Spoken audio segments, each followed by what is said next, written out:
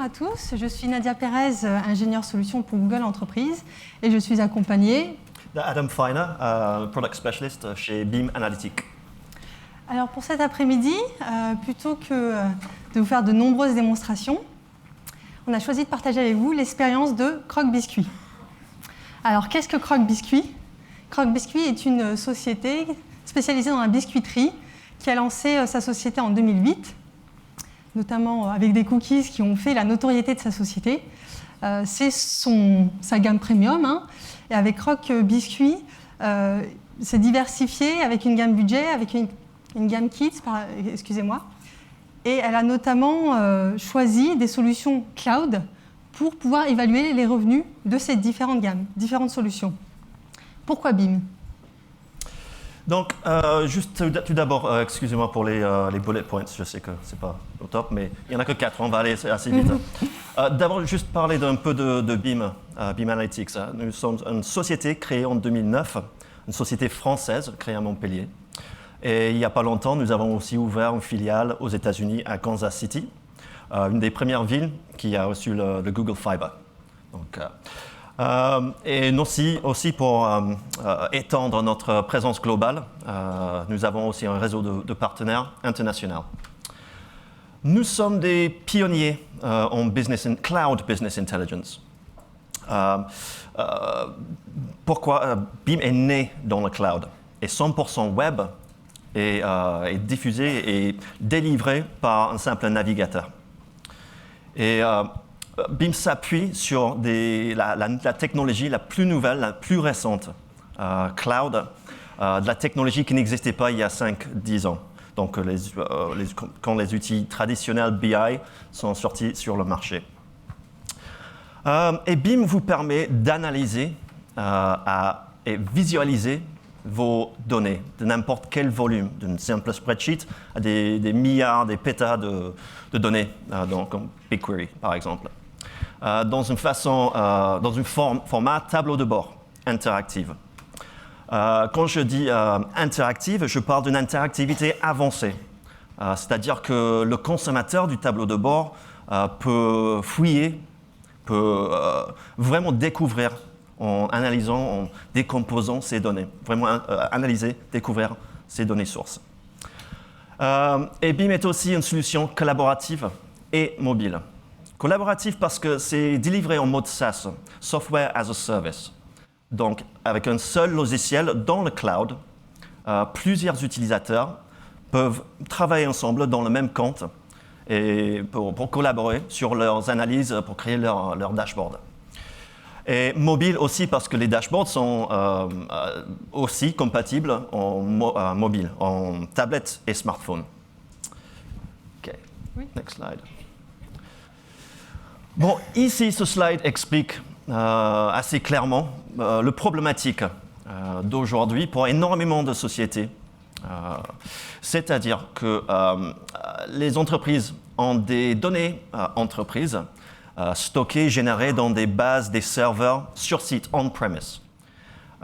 Mais aussi, ça marche depuis très longtemps, historiquement, tout va bien, il n'y a pas de problème. Le problème vient du fait qu'aujourd'hui, il y a tellement de nouveaux services sur le cloud qui eux aussi génèrent et récoltent beaucoup de données d'autres parties de l'activité d'une entreprise. Je parle de la présence sur les réseaux sociaux comme Facebook, Twitter, LinkedIn, YouTube. Je parle aussi de la suivi de sites web, le web trafic sur le site, dans Google Analytics ou Omniture. Et je parle aussi de peut-être le côté l'activité commerciale dans un CRM comme Salesforce. Donc, c'est ça le grand challenge d'aujourd'hui. C'est-à-dire que pouvoir rassembler toutes les données on-premise et dans le cloud dans un seul endroit. Okay. Et c'est là où Beam devient une solution à le problème, a smart solution. Beam vous permet de rassembler toutes ces différentes sources de données dans un seul endroit et puis les croiser, les mixer, les mélanger. Et surtout, plus important que ça, c'est d'analyser, visualiser et publier ces données. Donc, oui.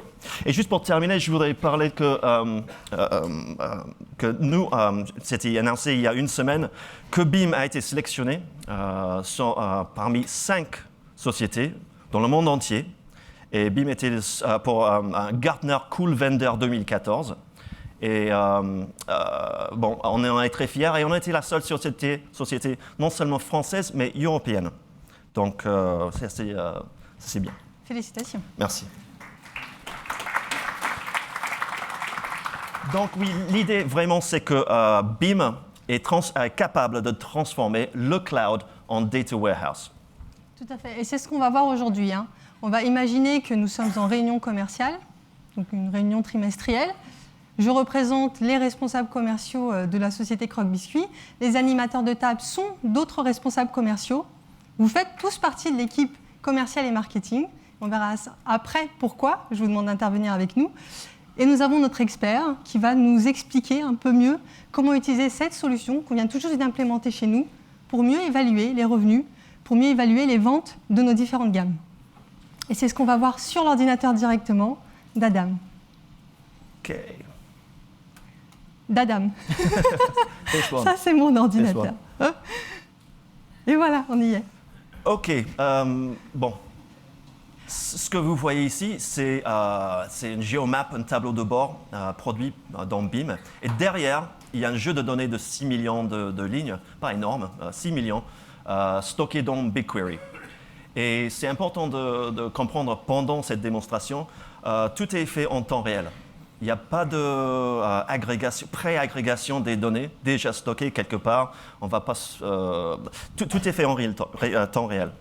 Donc ici, vous avez Nadia, les quantités des biscuits, des paquets de biscuits vendus dans les top 30 de villes en France.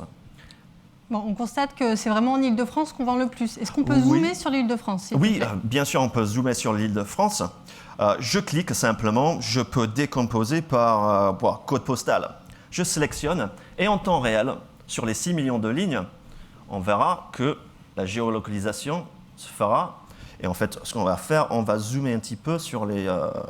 voilà.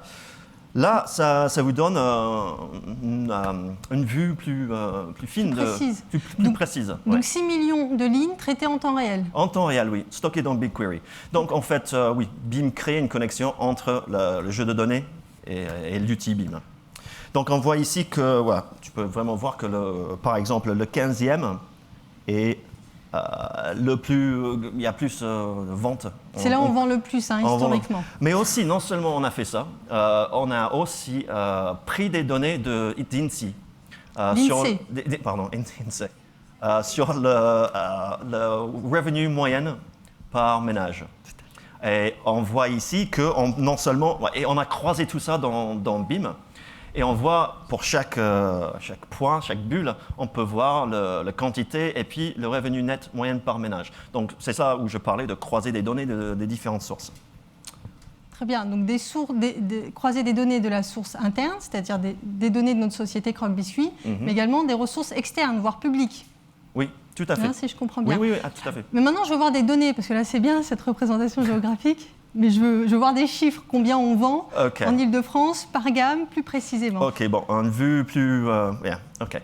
Donc oui, luckily, j'ai déjà créé un dashboard qui va vous donner une vue plus précise, toujours en temps réel. OK, juste pour t'expliquer un peu, Nadia, ce que j'ai créé ici.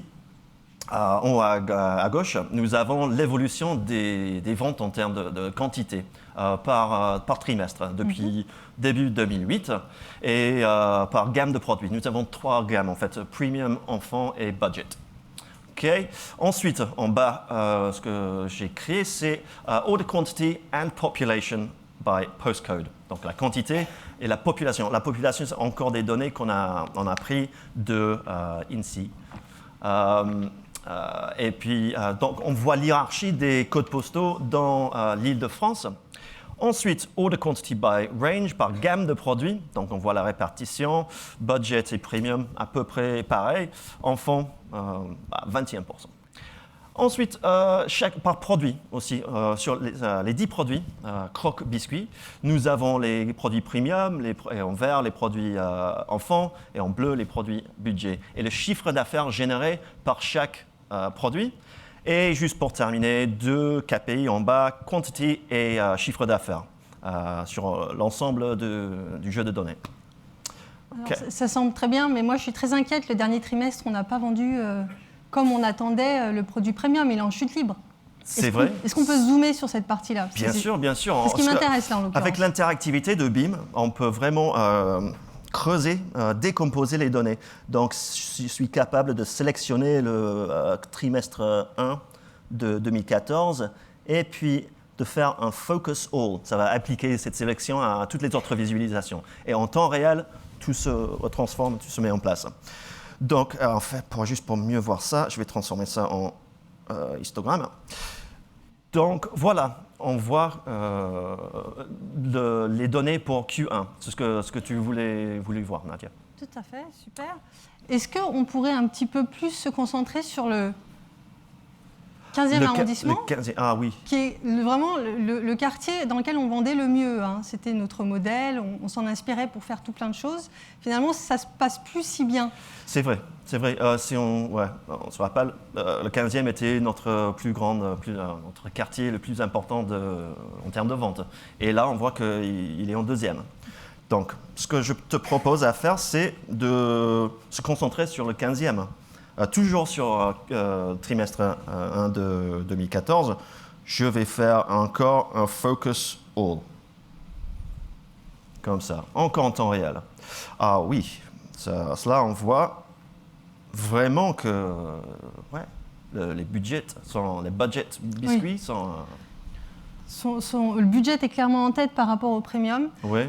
Et encore une fois, pour nous, c'est important. Premium, c'est notre produit historique. C'est ce qui a fait la notoriété de Croque Biscuit. Donc il faut absolument qu'on sauve cette gamme, surtout dans le 15e. Donc, ce que je te propose, c'est peut-être qu'on regarde les enseignes du 15e. Lesquelles vendent moins bien, lesquelles sont en difficulté. Est-ce qu'on peut regarder ça? Oui, bien sûr. Je vais encore sélectionner ce tree map. Et je vais décomposer par... qu'est-ce qu'on a? Enseigne. Je sélectionne. Et là, je vois l'hiérarchie des enseignes. Donc, on voit que c'est le price prints qui vont le moins, en fait. Qu'est-ce qui s'est passé? Est-ce qu'on peut regarder par point de vente? Est-ce qu'on peut voir les points de vente sur une carte? Oui, bien sûr, qu'est-ce qu'on pourrait faire pour aller plus dans le détail? Oui, bien sûr. Je pourrais, par exemple, avec la croix, décomposer ça en adresse pour voir les points de vente, l'hiérarchie des points de vente. Et on pourrait faire avec n'importe quelle enseigne. D'accord. Est-ce qu'on pourrait les voir sur une carte? Yeah, sure. Si on revient sur la carte, la map de France, encore avec le map, on peut décomposer et par full address. Et voilà, on arrive à cibler les points de vente dans le 15e. Et on voit qu'il y a vraiment 3 points de vente qui vont le plus. Peut-être qu'il faut faire attention aux autres. D'accord. Alors, il faut peut-être regarder ces points de vente-là comme exemple, essayer de comprendre pourquoi les autres vendent moins bien. En tout cas, ça nous donne des pistes pour la suite. Ça nous donne des pistes. Est-ce qu'il faut s'en inspirer? Est-ce qu'il faut trouver des réponses du style la marque va moins bien dans ce quartier-là? Se poser tout plein de questions. Est-ce que c'est un problème de revenus dans ce quartier-là? Les revenus moyens a baissé. Tout plein de questions ouvertes que l'on pourrait se poser. Typiquement, est-ce que c'est un problème de supply chain également? Ça pourrait être. Mais ce qui est excellent avec un outil Cloud BI comme BIM, c'est, comme j'ai expliqué, de pouvoir prendre les données de partout, les mélanger ensemble pour avoir une vue globale. Donc là, je pourrais, si je voulais, aller chercher des données sur le supply chain et les croiser avec les données, les mettre dans BigQuery avec les autres jeux de données. Pour aller plus loin. Je te propose qu'on fasse ça la semaine prochaine. Pour cette fois, on en a assez. Je demanderai à Brice de me rejoindre sur scène et je vous demande d'applaudir, s'il vous plaît, Adam. Merci. Merci.